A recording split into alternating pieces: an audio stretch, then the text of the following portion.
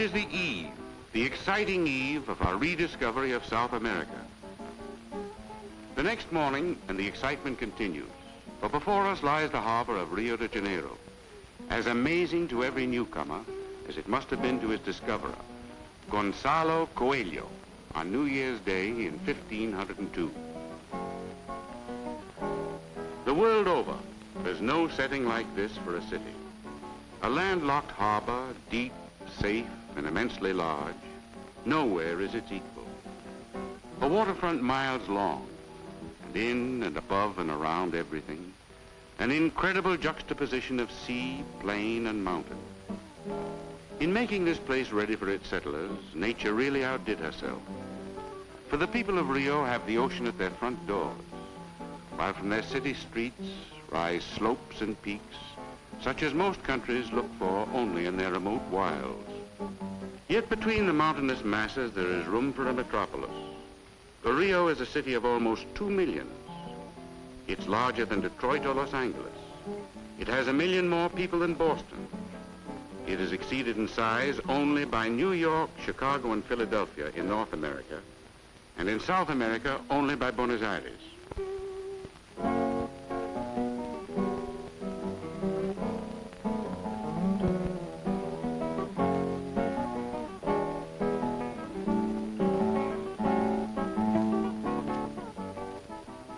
It has its old quarter, too, for there has been a town here since 1565.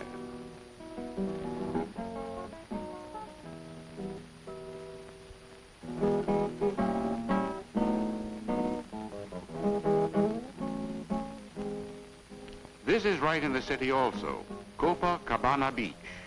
No long drives or train rides for a bathe in the Atlantic. If you say what a city, you'll be quite right. You are seeing this because by good luck we happen to be in Rio for Mardi Gras.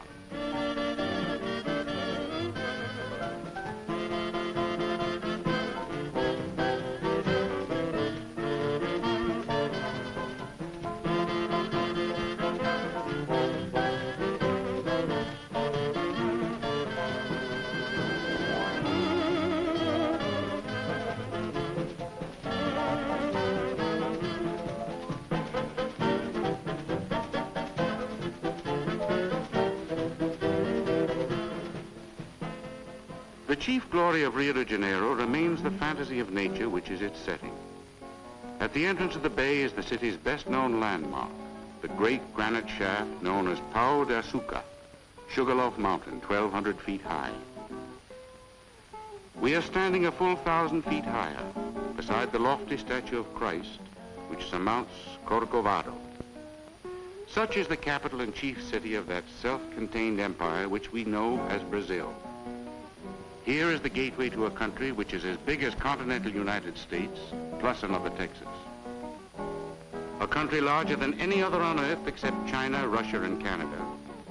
A country which embraces 47% of all of South America. A country of 45 millions of people.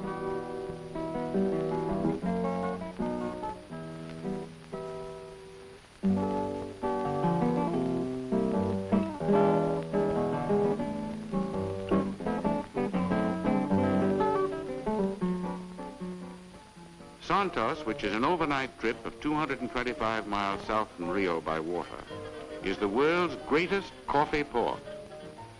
A major portion of Brazil's coffee sets out from here for foreign markets, and Brazil's coffee is nearly 3/5 of all the coffee there is.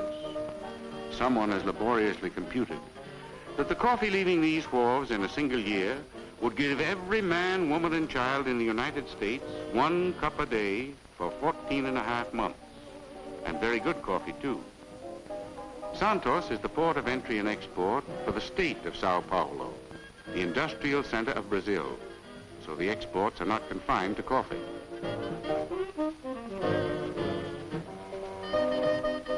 Most of the coffee goes to New York for marketing and distribution. Before the Second World War, Hamburg ranked second as a coffee market. Coffee accounts for nearly half of all Brazil's exports. She keeps plenty of it, however, for home consumption. Some of the folks in this state of São Paulo drink as many as 15 to 20 cups a day.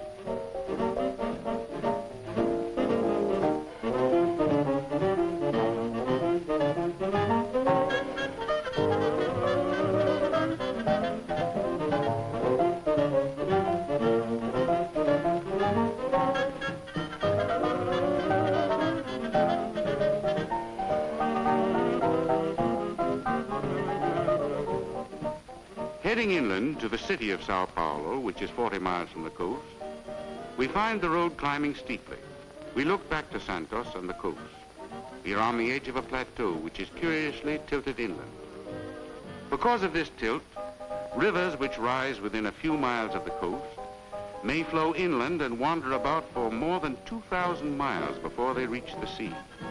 Here, however, engineering skill has caused one of these rivers to flow backwards and to fall suddenly over a precipitous drop to give the city of Sao Paulo its electrical energy. An amazing city, this Sao Paulo. Though the capital, Rio de Janeiro, is less than 300 miles away, Sao Paulo is really the commercial and industrial center, not only of Brazil, but of all South America. It has 1 million people and boasts not only that big coffee trade, but industries which produce textiles, glass, metal products, flour, furniture, shoes, and lots of other things, including matches. And Sao Paulo is an amazing exhibition of modern buildings. Every day sees new structures completed in this brisk place.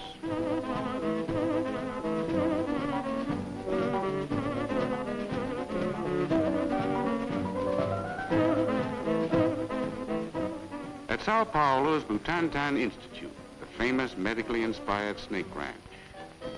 Here poisonous reptiles live in palatial quarters and are induced to yield their venom so that serums can be made to combat the activities of other poisonous reptiles. Every year, thousands of Brazilian plantation workers are bitten by snakes. The scientists at Butantan have cut the death rate way down. Some of the venom supplied, not too willingly, by Butantan's star boarders is used in combating smallpox and diphtheria. This business is all a great surprise to the snake, who never had any intention of using his venom in this way. And after it happens to him 2 or 3 times, he quits. He just dies. And then they can go and get their venom from some other snake. The lily...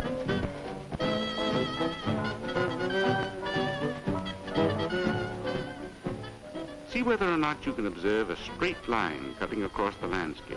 You probably can't. But if you could, it would be the Tropic of Capricorn. Here's where it is. One of the amazing things about Brazil, indeed one of the amazing things about this planet, is the Amazon River. What we call the Amazon is a vast system of watercourses reaching nearly 4,000 miles into the interior. 1.5 miles wide at some places. For 2,300 miles, the river is navigable to ocean-going vessels. And then, beyond that, it traverses vast reaches of forests, swamp, and brushland, which to this day are largely uncharted, unsettled, mysterious.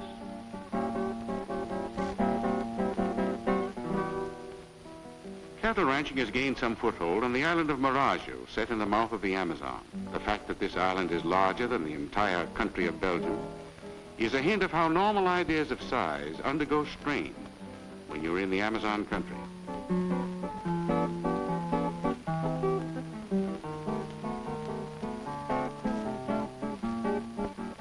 Belém, 75 miles from the coast, is the gateway to the great interior of the Amazon plain.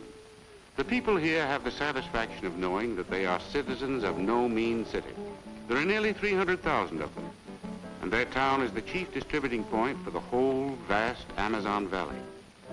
And someday it'll be a really busy port, for in front of it is the lower Amazon and its mouth, a gateway to the world, while back of it, stretching into the interior, is one of the few remaining great untouched frontiers.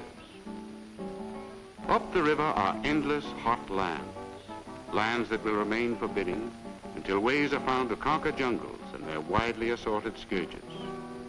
But as we ponder over the Amazon and its unsolved mysteries, we remember that here, if anywhere, is a great challenge to man's pioneering impulses. Land, good land, endless miles of it, someday to be made habitable and productive. The vast interior of Brazil, when that day comes, will support a population running into hundreds of millions. To look up the Amazon is one way of looking into the future.